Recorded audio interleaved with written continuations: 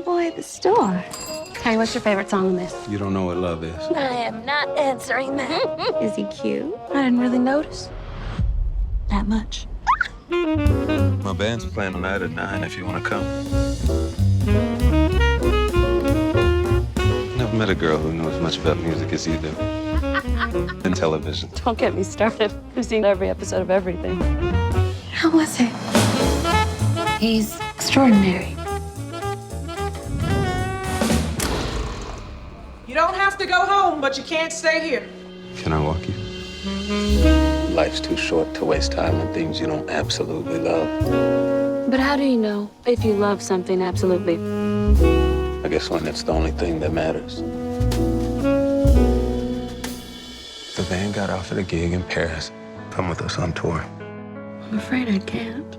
But I think you very well could be the next John Coltrane. And what are you gonna be? If this is love. WNAT Television. Calling about the assistant producer position. Are you married? Yes. Hey. Producer's assistant's not the best job for a housewife.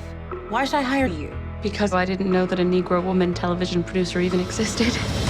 And all my life, that is all I've ever wanted to be. It's been a long time since I felt the way that I do now. Robert. Like I knew Sylvie? What are you doing in New York? Recording an album. So good to see you. You too. it's been a while since I smiled. You're working? You're not being a very good hostess, and what will people say? My heart. I can't be the woman of your dreams while also trying to be the woman of my own.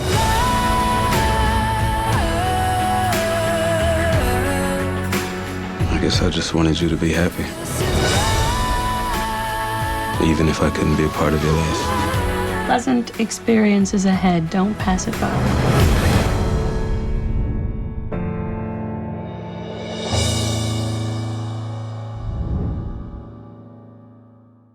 Hi, my name's Heather Marks. I'm creative producer for Words of Colour Productions. Congratulations on the film, it's beautiful. Sylvie's Love is aesthetically, it's gorgeous, and you frame it beautifully, lovingly in fact, in your lens. Sylvie's Love, it evokes classic 50s Hollywood romantic films. Why did you create this return to classic 50s romance? Well, I mean, I'm a very big fan of the genre. I love love stories like The Way We Were or Mahogany and Love Story. And we just they've kind of gone off and we've replaced them with romantic comedies. And so I like romantic comedies, but I wanted to see just another solid love story. I really miss them. And specifically with Black folks, there hasn't been too many of them, and certainly not very many set in the past and during this time that weren't kind of framed through the civil rights movement or our struggle or a traumatic event. Yes, actually, I wanted to talk to you about that because the film is set in the 50s and early 60s, and is the period that is marked by the civil rights movement. And yet in Sylvie's Love, it's very much in the background, only a handful of references, so much so that we, the viewer, are almost given a break from it. So I wanted to ask you, why did you decide to give us, the viewer, and our romantic heroes a break from the racial adversity of the period? Well, I just feel like when we only show us in the past framed through our trauma, that it's sort of a way of erasing us. And it's a way of erasing and not showing how resilient we are as a people. Imagine if we only showed the past 3 years framed through, the police pulling us over and putting their boot on our neck, and we didn't talk about Kamala Harris running for vice president. We didn't talk about that we had Barack Obama and Michelle in the White House, or Jay-Z and Beyonce. There are all of these other things that were happening during that time, but they often just, it's like we didn't exist, Nat King Cole had his own television show on TV, and Sidney Poitier was winning Oscars, So a lot of things that were happening in spite of the fact that we were being held back. So I think it really shows how strong we are as a people. And actually one of the great things from that period that you're saying, might be erased is the music. music and love are intertwined in this film. You know, jazz facilitates so much of Sylvie and Robert's courtship, and the infusion of Nancy Wilson in the film doesn't go unnoticed either. You know, the Blue Morocco where she got her big break, that's where Sylvie goes to see Robert. You know, it's lovely. And, you know, the Nancy Wilson concert, that is like that pivotal meeting point for them again. So I wanted to ask you, you know, were there particular qualities of Wilson's songs or of the music that you wanted to cross over into the romance? Yeah, without a doubt. I mean, I feel like she's really one of the most romantic artists. Even just as a little boy looking at my mother's album covers, I remember just thinking how beautiful she was. Like, in the yellow dress. Yeah, well, that one from Hollywood My Way. But there's also, I mean, I've got 12 albums from her, and she's got so many where she's just, I mean, that's what Sylvie looked like to me in my mind, you know, when I was writing the screenplay.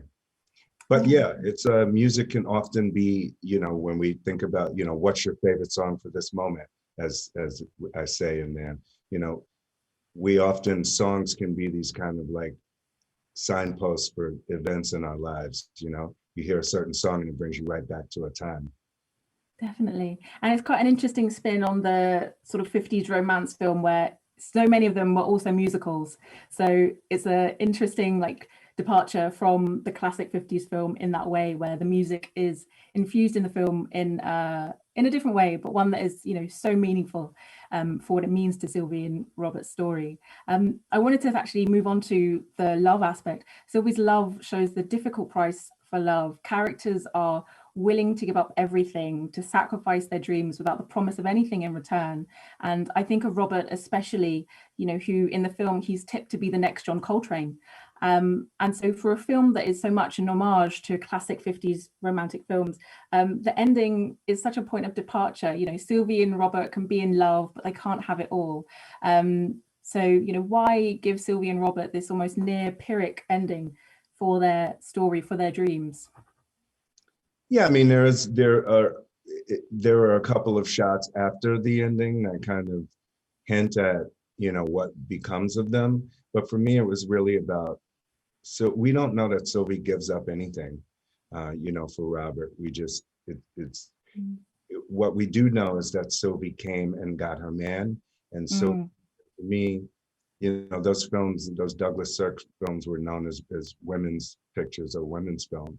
So I wanted to kind of spin that idea and really make it about a woman and make it a little bit about the women's movement and showing this arc that women went through in the 50s into the 60s of kind of gaining agency.